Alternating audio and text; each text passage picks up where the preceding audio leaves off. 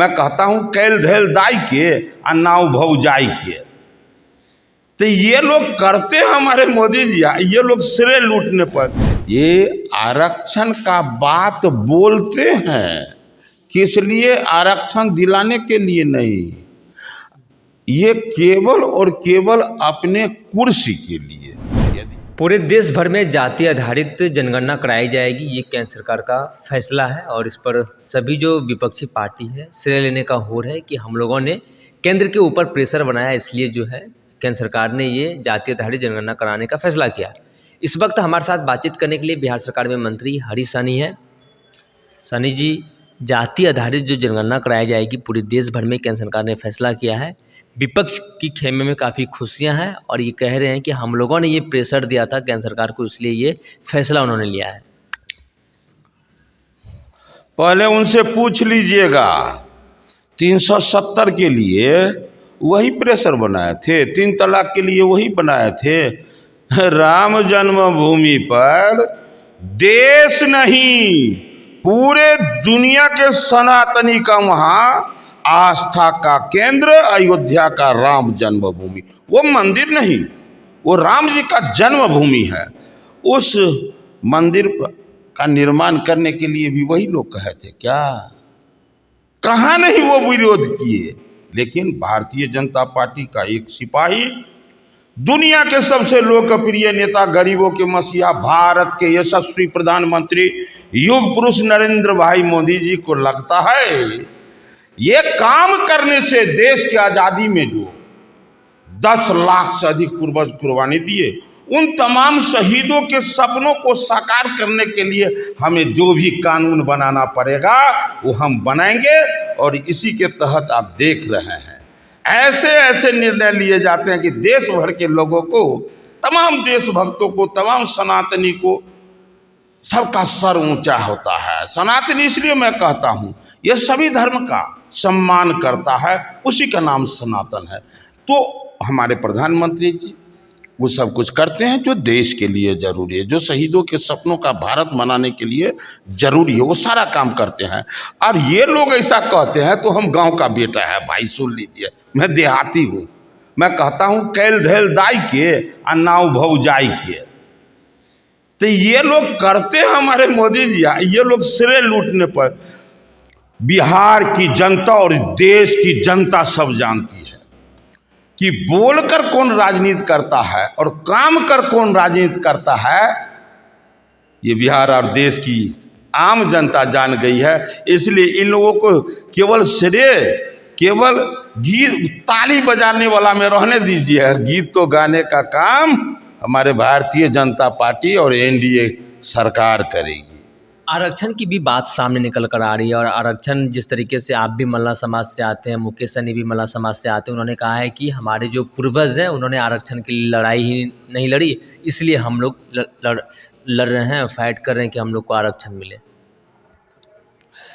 संघर्ष जीवन के हर उम्र में हम संघर्ष करते हैं, लेकिन उसका उद्देश्य क्या है? स्वयं के लिए, परिवार के लिए, या फिर समाज, देश, धर्म, संस्कृति की रक्षा के लिए। शायद वो ऐसा मानकर चलते कि मैं अपने समाज के लिए काम करूंगा, तो जितने समाज उनके साथ चला था आज वो उनसे सब का सब अलग नहीं होता। लेकिन सबों ने जान लिया कि ये समाज के लिए नहीं, ये केवल स्वयं के प्रलोभन में जीने वाला व्यक्ति है। इनके पार्टी का उद्देश्य ही है स्वयं का कल्याण करना। इसी कारण आप देखे होंगे कि आरजेडी के मंचों से किस प्रकार इन्हें धक्का दिया गया था। और इसी तरह का आचरण केवल उस समय में नहीं, केवल विधानसभा चुनाव में नहीं, लोकसभा चुनाव में भी लोगों ने जो देखा है, आज किसी को नहीं भरोसा हो रहा है। ये आरक्षण का बात बोलते हैं, किस लिए? आरक्षण दिलाने के लिए नहीं, ये केवल और केवल अपने कुर्सी के लिए। यदि ऐसा होता तो जिस समय में बिहार में जातीय गणना हुआ था, उस समय में इनके थोड़ा सा प्रयास से पूरे निषाद समाज को भारी लाभ मिलने वाला था, जो आज इनकी वजह से सालों साल नहीं, दशकों नहीं, सैकड़ों साल पीछे ये समाज चला गया। ये तो इनके प्रलोभन के कारण ऐसा हो गया। तो ये क्या बोलते हैं, अब बिहार की जनता केवल निषाद समाज नहीं, केवल इस बिहार की विभिन्न पार्टी नहीं, हर आम जनता जान गई है कि इनका मंशा क्या है। इसलिए इन्हें बोलने दीजिए। और भाजपा में आने की चर्चा है उनकी कि एनडीए में आएंगे, क्या भाजपा आप लोग उनका स्वागत करेंगे अगर आएंगे तो? देखिए, मैं बोलते रहता हूं कि समंदर में हर तरफ से नदियां आकर मिलती है, तो समंदर का विराटता का को लोग देखते हैं। लेकिन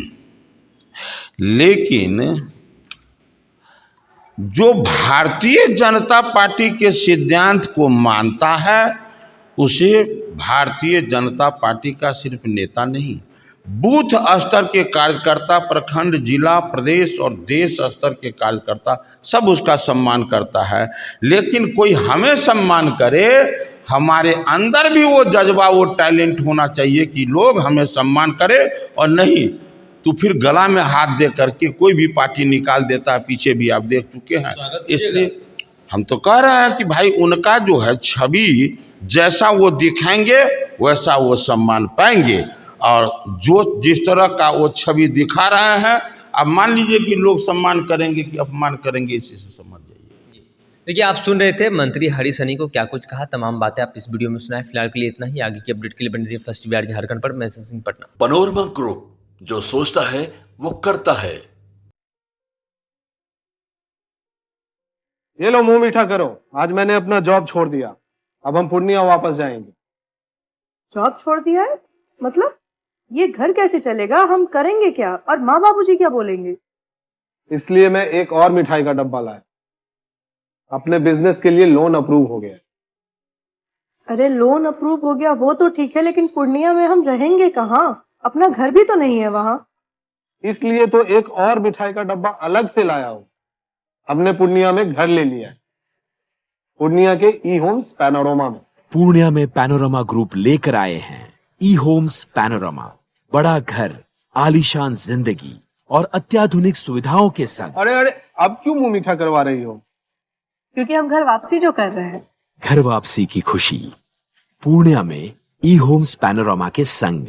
ई Homes Panorama, luxurious lifestyle redefined.